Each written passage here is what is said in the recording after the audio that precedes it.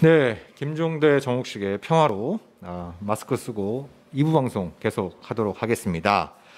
자, 1부 때는 어떤 전자권 전환의 순환사 이게 될 듯 말 듯 하다가 계속 안 돼 왔던 본질적인 이유를 중심으로 짚어봤는데요. 2부는 그러면 지금 문재인 정부가 임기 내, 즉 2022년 5월 9일 이전에 전자권을 전환하겠다라고 약속을 했는데 이게 좀 불확실해지고 있는 상황에 있습니다. 그래서 우리 지금 뉴스럼럽님께서도 질문을 주셨어요.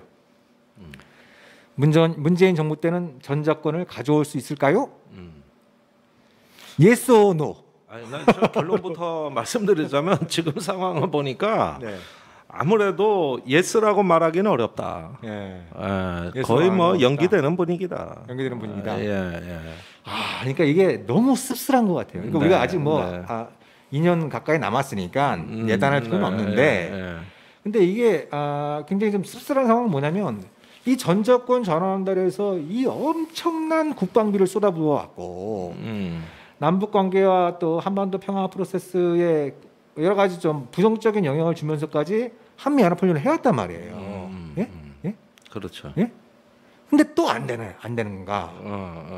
이게 안 된다고 하면 그 안 된다고 하는 본질적인 이유가 무엇인가? 그럼 이 본질적인 문제는 이게 극복이 불가능한 건가? 해결이 불가능한 건가? 이런 질문들을 좀 다뤄봐야 되지 않겠습니까? 네, 그러니까 사전에 그 과정에 대한 설명을 드리면 이명박 대통령이 전자권 전환에 가장 열심이었습니다. 네? 그래가지고 집권하자마자 그 2012년이 이제 임박해지니까 그거를 미국하고 다시 협상해 2015년으로 연기를 해요. 그랬죠. 전자권 전환 시기를. 거기서 우리가 정확히 짚어야 될 건 뭐냐면 보통 알려진 거는 그러니까 2009년 SCM 회의 때까지 한미 연례 안보회의에서는 2012년 4월 17일 전자권 전환 계획을 차질 없이 추진한다라는 합의가 계속 들어갔었는데 들어갔었죠. 2010년이 되면서 바뀌지 않습니까? 분위기가 바뀌는데 보통 알려진 거는 3월 26일 천안함이 침몰하면서 한 번도 안보관계가 이제 그 굉장히 안 좋아지면서 이명박 정부가 미국의 전자권 연기를 타진한 거다. 그래서 그렇게 합의된 거다. 라고 하는 게 보통 이게 알려진 건데 진실은 좀 다른 데 있습니다. 제가 이번 관련해서 미국의 이제 외교문서에서 그 내용을 찾았는데요. 진실은 좀 다른 게 일단 이명박 정부가 미국의 전자권 전환 연기를 처음으로 타진한 시점은 2020년 2월 16일입니다. 그러니까 천안함 침몰 보다 한 40일 전이었던 것이죠. 네. 그래서 미국 쪽에서 좀 의아했어요. 불과 그 석 달 전에 있었던 SCM 회의에서도 계획들을 하기로 했는데 얘네들이 왜 이러지?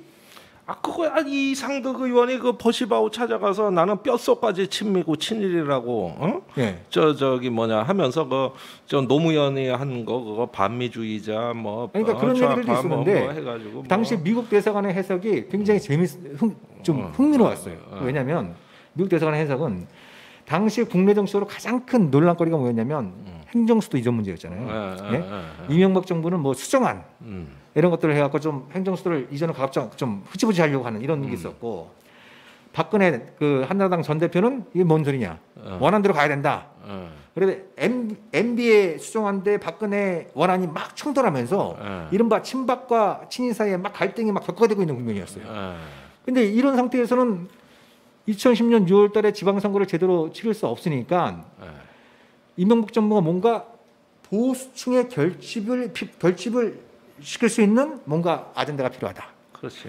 그게 바로 전자권 전환 연기다. 라고 하는 게 저의 해석이 아니라 당시 미국 대사관 해석이더라고요. 그렇게 해서 그 2015년으로 연기가 돼요. 그렇죠. 연기됐죠. 근데 연기하면서 또 묘한 일이 벌어지는데 그게 2014년에 합의한 건데 2015년까지 가져온다 이러면 그냥 끝나는 거예요. 그렇죠. 그런데 그게 아니라 뭘 또 거기다 구질구질 단다고. 그 후에 이제 박근혜 대통령 때까지 이게 박근혜 대통령은 전자권은 2015년 준수하겠다가 공약이에요. 대선 공약이었죠. 그래가지고 있는데 문제는 그 접근 방식의 차이인데 시기에 의한 접근을 폐지하고 조건에 의한 접근으로 바꿉니다. 그러니까요. 그러니까 이게 뭔 얘기냐? 2012년이냐, 15년이냐, 그냥 시점만 정해놓고 준비하면 될 거 아니에요. 그렇죠. 예. 근데 준비해도 가져올 조건이 안 되면은 그건 무효라는 거예요. 네. 이게 그래가지고 조건에 의한 이게 이제 김관진 훗날 그 국방장관의 발명품이거든요. 네.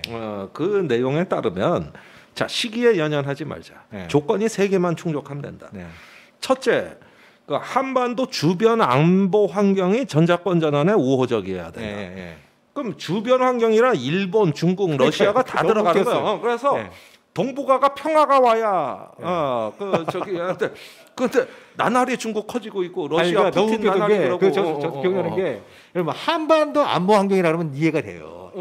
또 이해하기 힘들지만 그런 것도 할 수 있는데 한반도와 영내 안보 환경이 영내가 그 지역 내 준말이고 그 지역이 그렇죠. 동북아를 얘기하는 거죠. 그러니까 이게 이제 주변 강대국까지 뭐 다 이제 조건을 달고 두 번째가 뭐냐 하면은 전자권 전환 이후에 한국군이 연합작전을 주도할 충분한 능력이 갖추어져야 된다 이건데 이게 주관적인 평가가 저기 그 이라크 전쟁 이후에 그 다 쓰러질 것 같은 이라크 신생 정부도 작전권 운영할 능력이 된다고. 네. 근데 여기가 안 된다는 거는 네. 연간 국방 예산을 이렇게 많이 증액시켜 놓고도 안 된다는 건 뭐예요? 그건 미국과 같은 수준의 정보 능력, 미국과 같은 수준의 지휘 능력, 또 엄청난 어떤 북한을 압도할 수 있는 화력, 뭐 이런 거 다 갖춰줘야 된다는 얘기하고 똑같은 얘기거든 이게. 그러니까요. 그러니까 그 능력이 이게. 두 가지였잖아요. 하나는 연합 훈련을 통해서 예? 뭐 1단계 초기 임무 능력. 예? 그래서 뭐 IOC, 그건 뭐 올림픽 나중에 있고, 나오는 예. 거지.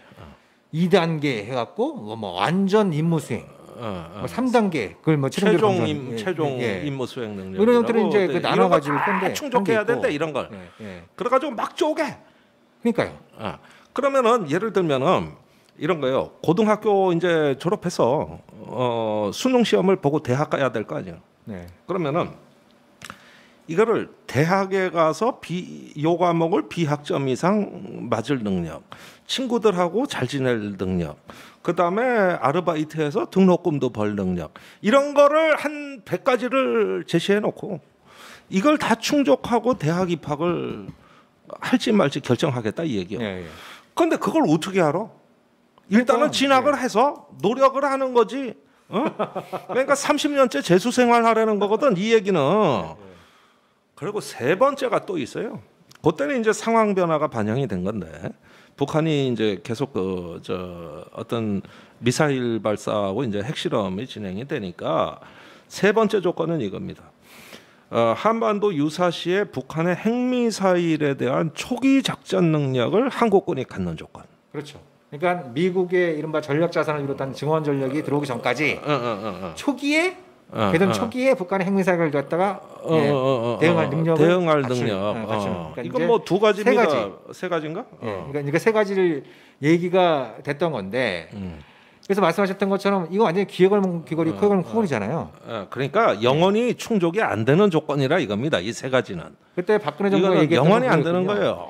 우리가 열심히 뭐 산축체계 만들고 막 이렇게 하면은 한 2020년 좀 지나면 아마 우리가 될 거야 이렇게 얘기를 했던 기억이 있어요. 그죠? 그 하나만 한 얘기지. 예. 더 나빠졌는데 무슨 북한이 한국의 전적권 가져올 때까지 기다려 주냐는 거예요.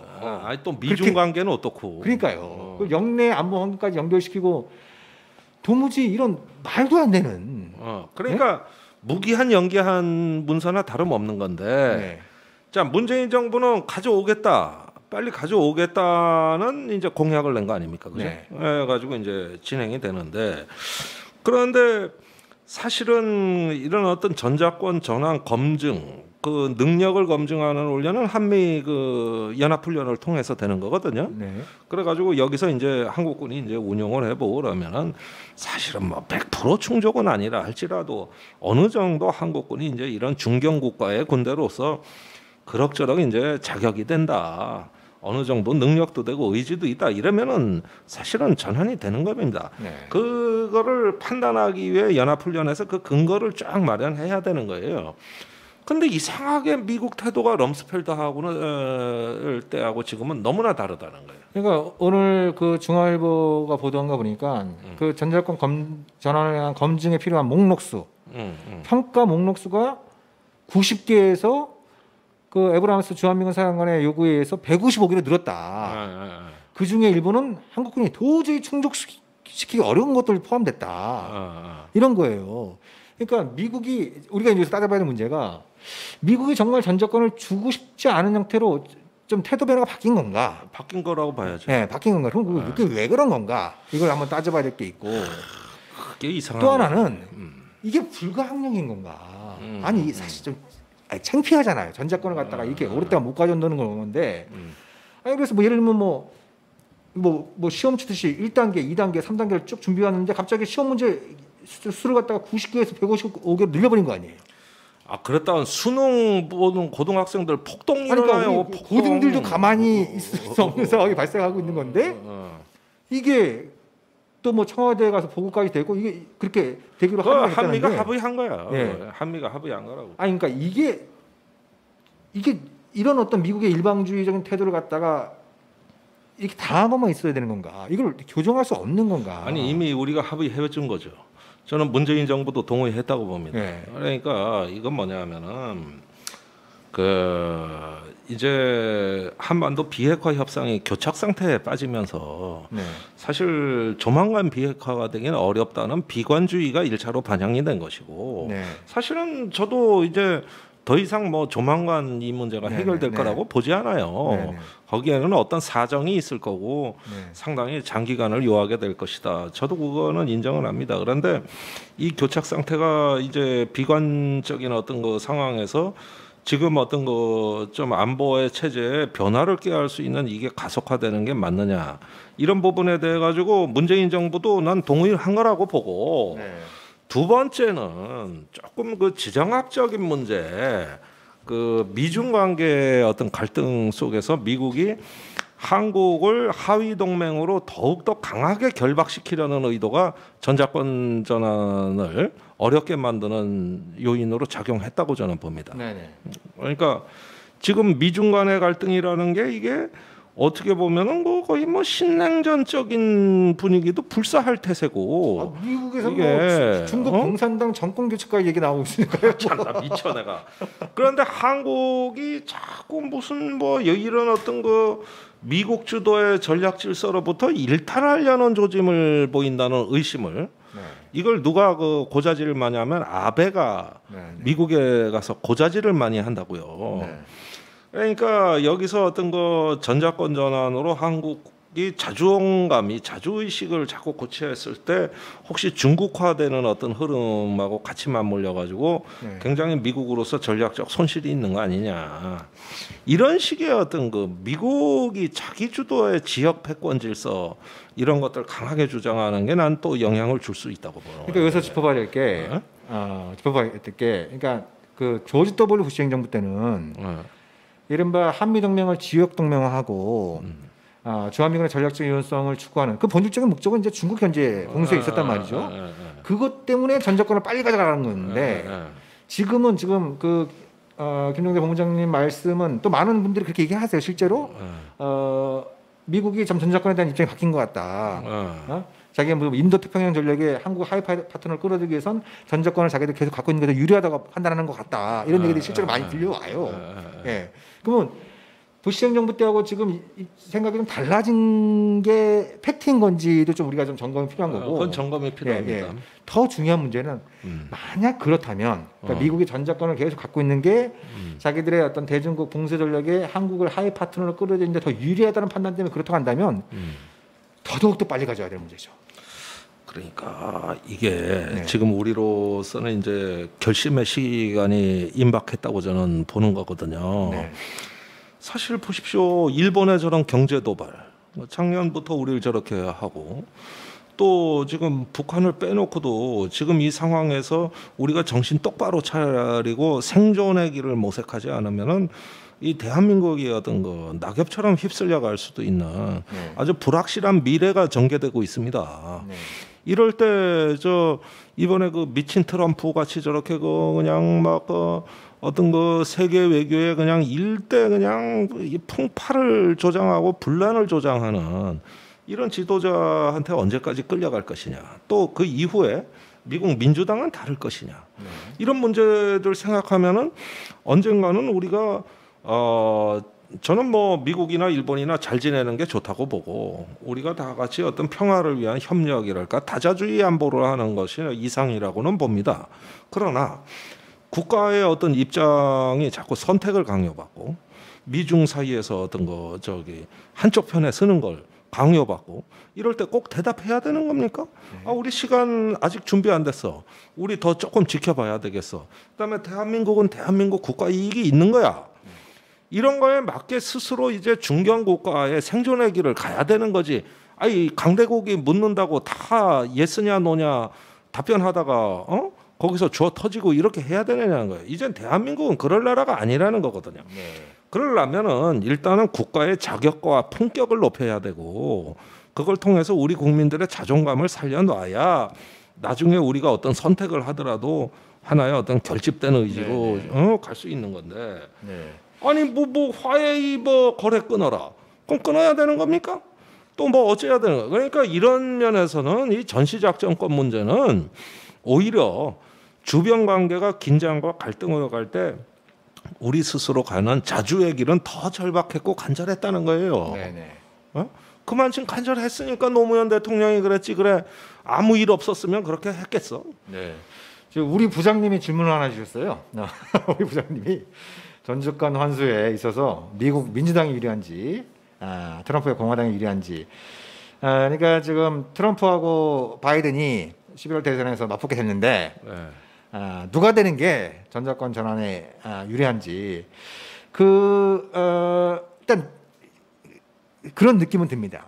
그러니까 트럼프가 될 경우에 트럼프는 일방주의자잖아요. 그러니까 지가 하고 싶은 대로 하는 이런 건데 근데 다만 트럼프가 엊그저께 밝힌 것도 이제 미군의 귀환, 그러니까 불필요하다고 판단되는 지역에서 이제 미군을 빼겠다.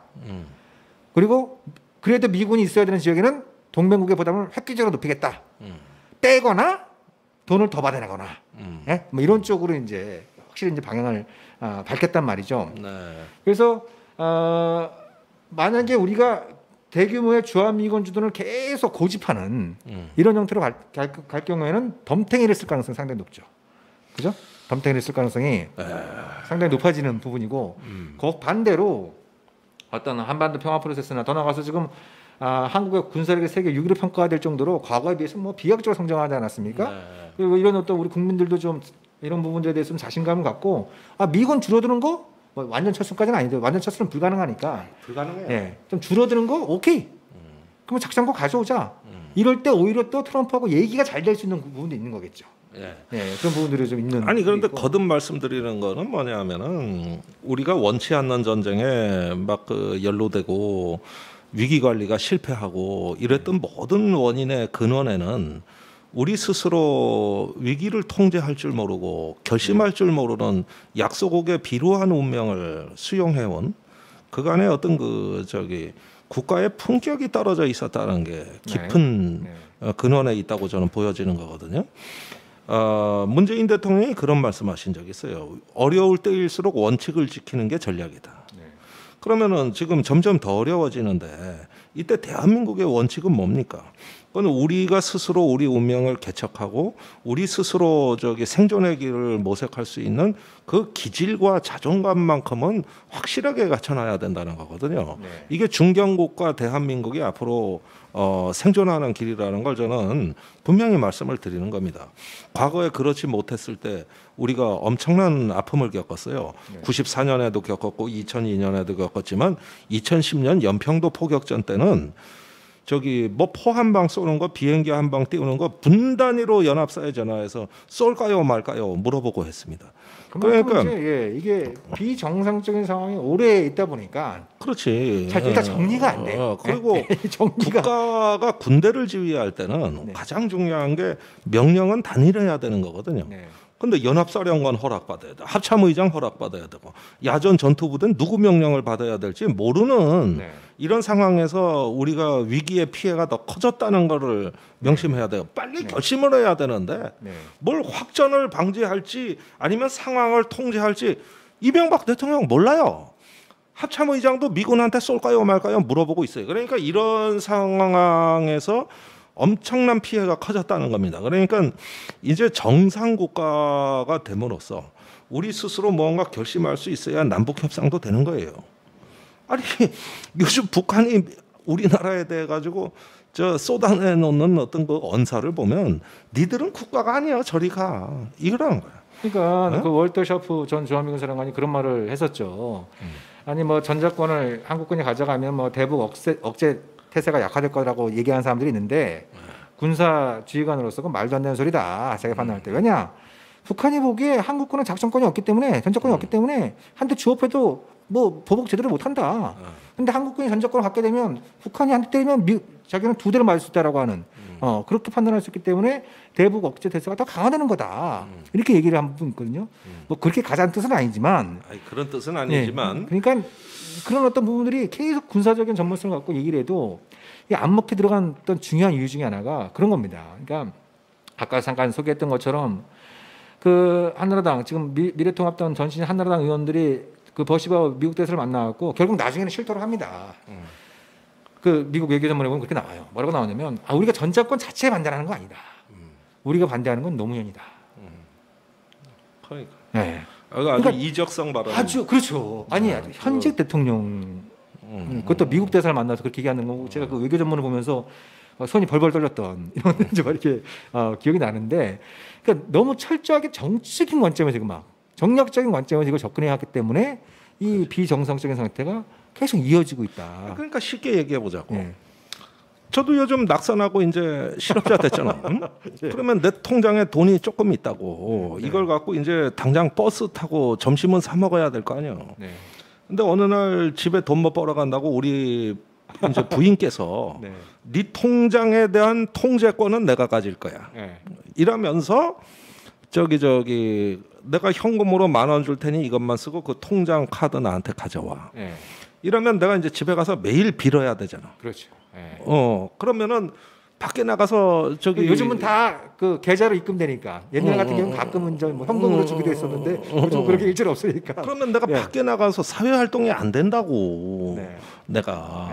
그런데 우리가 국가가 50조가 되는 통장이 있는 거예요. 그게 국방비입니다. 작년에 국방비 50조 원 썼어요. 그러면 이 50조 원을 쓴 거를 내 돈으로 넣은 건데 근데 이 통제권이 나한테 없다고 한번 생각을 해보라니까. 그러면 어떻게 되느냐? 한국 대통령은 작아지는 거예요. 지금까지 그런 식으로 비루하게 살아왔어요. 우리가 지금까지. 그러니까 지금 주한미군 병력 수가 28,500명이잖아요. 한국군이 한 56만 명 돼요. 그죠? 20배가 많아요. 그죠? 20배가 그렇죠. 많은데 이게 누가 누구를 좀 통제하는지 이 자체가 그러니까 이게 어찌되었든 우리가 뭐 많은 논란 속에 뭐 엄청나게 많은 국방비를 투입을 해왔고 또 연합훈련을 통해서 많이 검증을 하지 않았습니까? 근데 뭐 지금 또 20년째 검증만 하고 있다니까. 계속 모의고사만 치고 있는 이런 어떤 좀 어처구니 상황들이 계속 반복되고 있는데.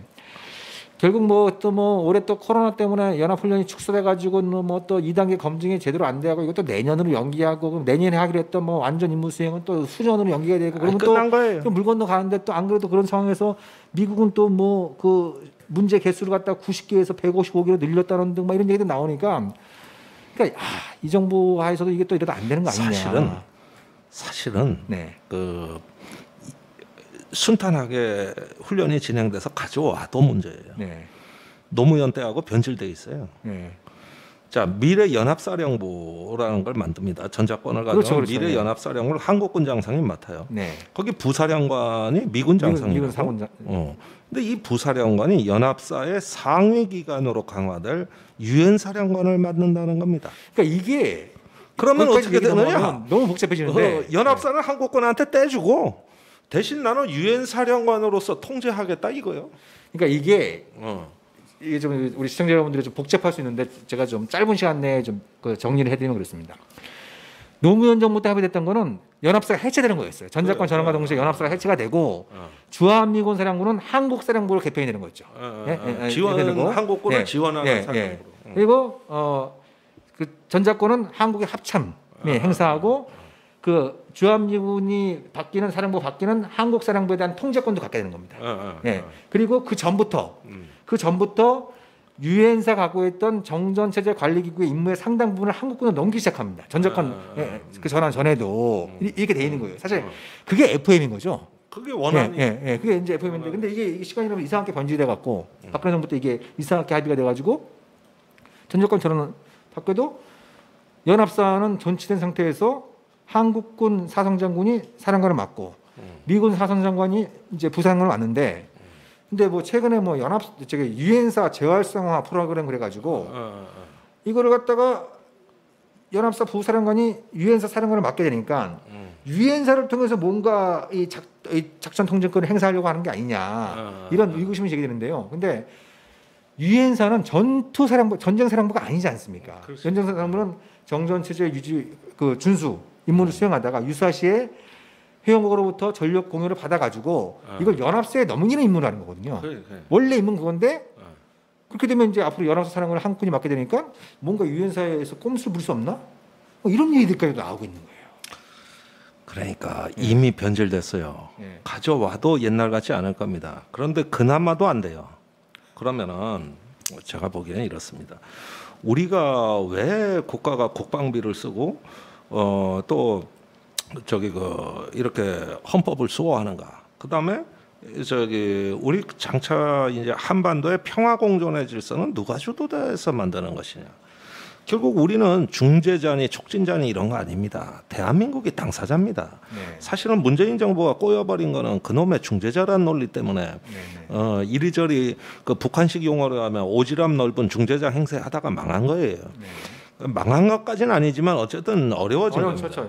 그런데 여전히 이 대한민국의 안보의 당사자라는 건 대한민국 국민이라는 거를 재확인하고 이제는 결기 있게 우리가 평화와 안보의 당사자라는 이런 어떤 그 새로운 그 원칙의 리셋이 있었어야 됐던 것이고 그런 가운데서 보십시오. 이제 코로나는 대한민국이 방역도 잘하고 지금 여러 가지 훌륭한 어떤 좋은 선례를 남겼습니다만은 앞으로 10년 후, 20년 후 보면 우리는 어디로 가는 겁니까? 그거는 저는 대한민국은 이제 중견 평화 국가로서 또 번영하는 국가로서 우리가 성장하고 발전하고 이렇게 가는 게 대한민국의 앞으로 미래의 어떤 거 우리 사명인 거거든요. 그런데 아니 지금 이 문제 하나를 제대로 처리 못 해가지고 쩔쩔매고 그다음에 저 당사자 논리 하나를 제대로 갖고 있지 못한다면은 이제는 주변국의 선의에 대한민국 운명을 맡겨야 되는 처지입니다.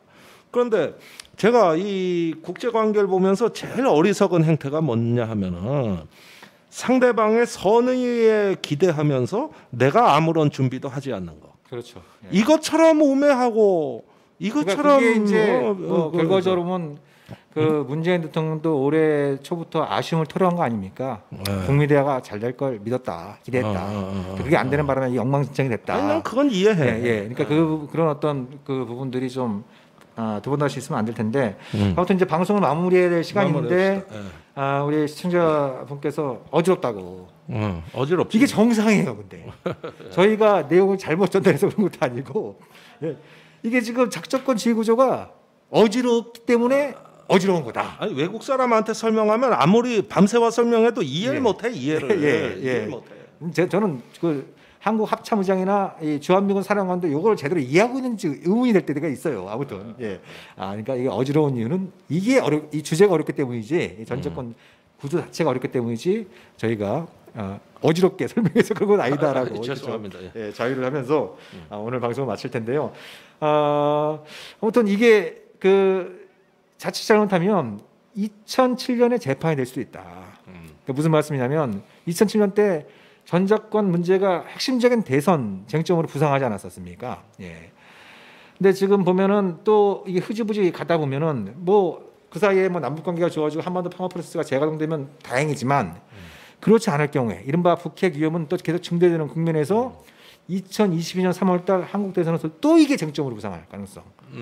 아주 소모적인, 아주 비생산적인 경험을 우리가 톡톡히 목도를 해왔던 만큼 일단 우리가 여러 가지 뭐 여건도 어려운 부분도 있고 환경도 어려운 부분도 많이 있습니다만 우리의 근력, 대한민국의 근력 자체가 이미 세계 위기, 예? 군사력을 갖출 정도니까 그 커진 강해진 근력만큼 이제 우리 스스로 판단하고 우리의 두 발로 걸을 수 있다라고 하는 자신감을 예? 정신전력 말 그대로 정신전력을 좀 강화시켜야 될 때가 아닌가라는 생각이 듭니다.